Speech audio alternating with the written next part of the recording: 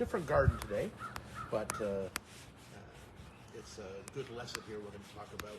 A couple of weeks ago, we looked at compassing a willow to keep young stems and great bark color. So what we're doing today is we're looking at a different shrub, a ninebark. It's one I planted a couple of years ago, and it's ready for it's sort of its first pruning. You know, it's interesting. We always tend to let shrubs grow and grow and grow until they're too big, and then we go, oh yikes, I gotta prune them. But really, if you can prune shrubs and trees regularly from about the year after you plant them, you have much better success. You'll keep your shrubs and trees in much better condition, and you have just happier plants. It's much easier to do this on a regular basis than, you know, on an emergency basis when you're worried about what you're going to do to prune. So I planted this row of ninebarks. You can see them planted in this raised bed down here. I planted these a couple of years ago, I think maybe 2 years ago,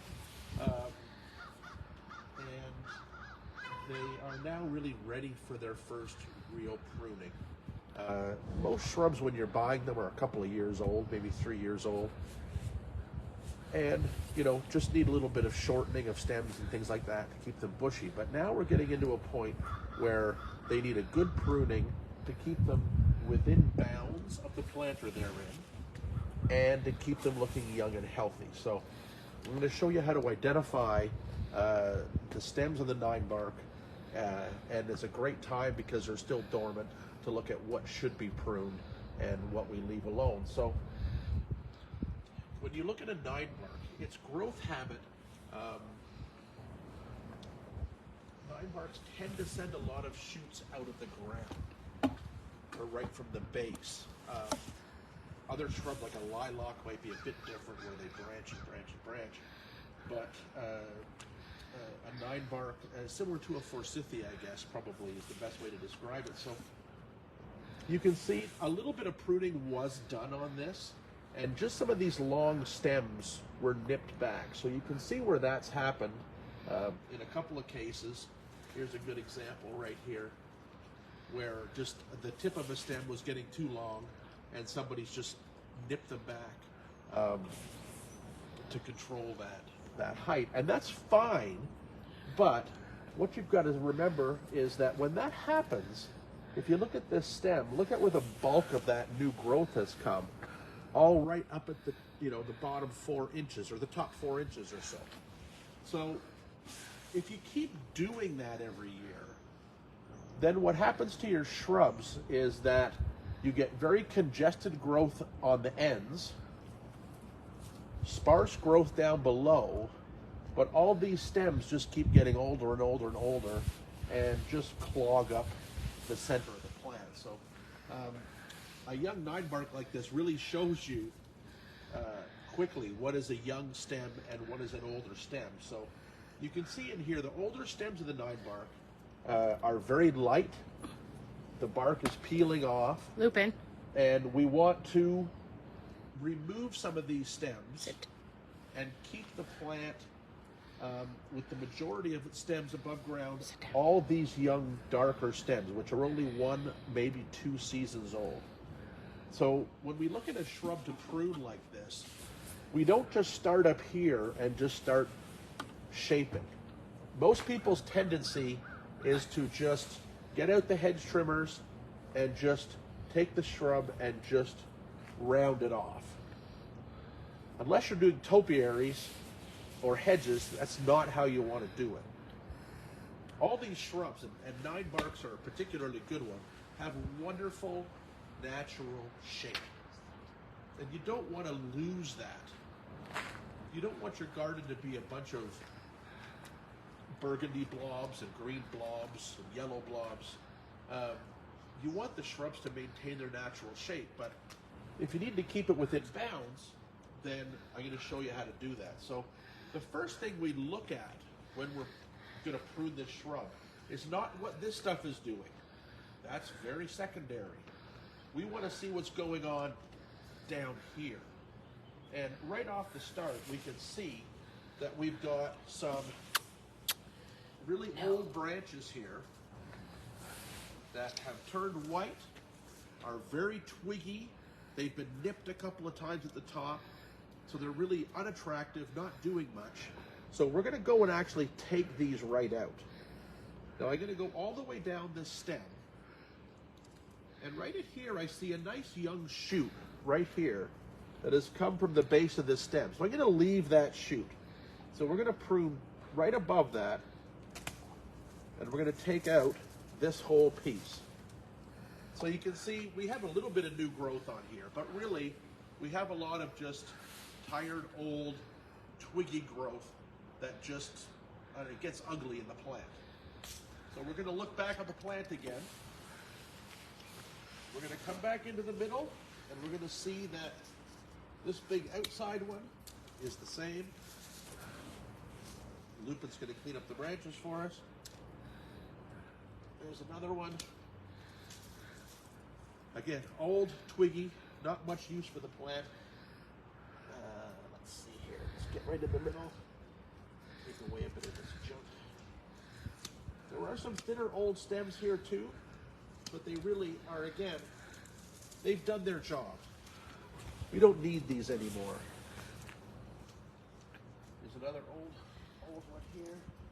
So we're going to get rid of that.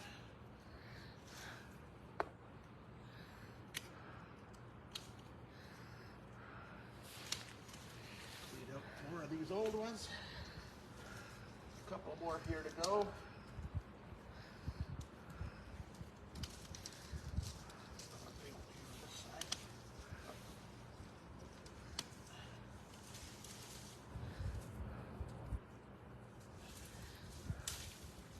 These ones out of the way. Oh, we got one more big one here.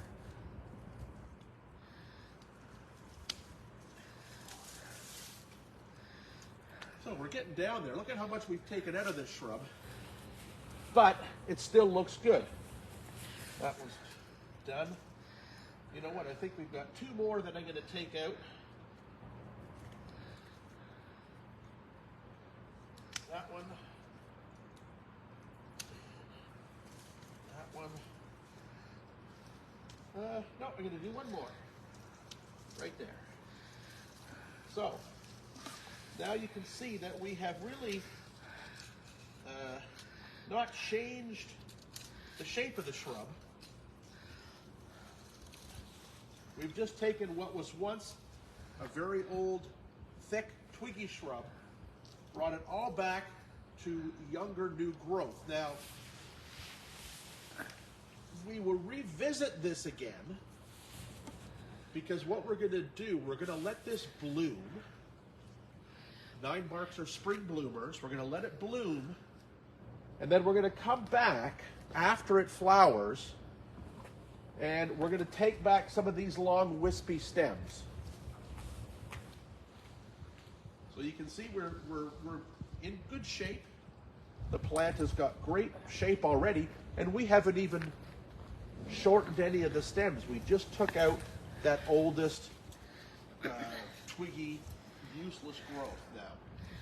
So we've opened it up. It's going to be much happier. After it blooms, we're going to come back and do a little bit more pruning, and I'll just show you what I mean here. So we've got this branch that's going to come out, is coming out a long way. It's going to come out over the pathway. So what we'll do is after bloom, we'll come and we'll take some of these young stems and we'll just shorten them back. We may take this one, find a bud, just prune back to above that bud. This one we would do the same, prune to above a bud, and that's it. We may not need to now touch this next year, but in a couple of seasons, we're going to come and we're going to go in and we're going to take out all of that really old twiggy growth again. So you can see we've got a nice, young, fresh-looking shrub here to start the season with, compared to these old, twiggy messes. So pay attention to that when you're with your younger shrubs you've planted in the last couple of years. Things like hydrangeas, even forsythias, ninebarks, just about anything will really benefit from the removal of this old growth. Lupin wants to Certainly put it back. The pups will love it. Lupin's enjoying it already, so there we go. That's our lesson for today. Do you have any questions, Laura? Yes, Paula would like to know how to care for her potted daffodils after the blooms have faded. So right now the garden centers are full of potted bulbs, and it's a great way to bring home a little bit of spring color until our bulbs get going. Potted bulbs are wonderful, and they're not garbage after you enjoy their flowers. After they bloom, treat them just like you would your outdoor bulbs. Put the pots back outside, deadhead them, take the seed heads off, grow them, fertilize them, let them keep growing. When they die down, you can then put them away for the summer dry, and then plant them again, plant them up in the fall where you want them in the garden. Or, if you know where you want to add some bulbs, simply take that pot when you're finished with it blooming, deadhead it, plant it right out into the garden where you know you want to have it, and you can do it that way too. So either or. The big trick is don't just neglect them at that point, because they will have used a lot of energy blooming, and they will need to be fed and looked after well, so they build up strength to bloom for next year. And I'm going to assume she's still talking about daffodils, but is it possible to collect seed and grow her own plants? Of the potted bulbs, technically yes. You won't get the same plant when they flower. Just remember, if you're going to grow plants from bulbs, you are looking at a 3, 4, 5 year turnaround before they bloom. So growing bulbs from seed is not a quick process. The seed germinates usually the next season after it falls in the ground. So if a tulip or a daffodil has seeds now, they fall in the ground, they sit in the garden over the summer, they sit there over the winter, and then they germinate the following spring. And they just come up with a single leaf that looks like a blade of grass. The next year, you might get a first true leaf. And then you're 2 or 3 years after that before you're going to get a bloom. So it's long term, but you can do that. Yeah. And Sophie says there's been virtually no dieback on roses this year. Most canes have buds all the way to the tip. How are you going to prune your roses this year? So rabbits took care of a lot of that for us. They've pruned just about all the roses we need to have them pruned. But if you're looking at your hybrid teas, your grandifloras, your floribundas, you should still cut those back. What will happen with a hybrid tea is if it's alive to here, for example, it's going to grow from here, it's going to grow up, and it's going to bloom up here, which is really not what you want. You still want to prune them back as you normally would to a foot or so tall, and then have them grow up and bloom from there. Your shrub roses, in fact, you treat your shrub roses very much like we just did with the ninebark, but you do it right after they bloom. What are you doing? Digging. Oh, no digging. No digging. So let your shrub roses bloom their first big flush, and then you prune, and you prune first by thinning out those old stems, just like we did with the ninebark.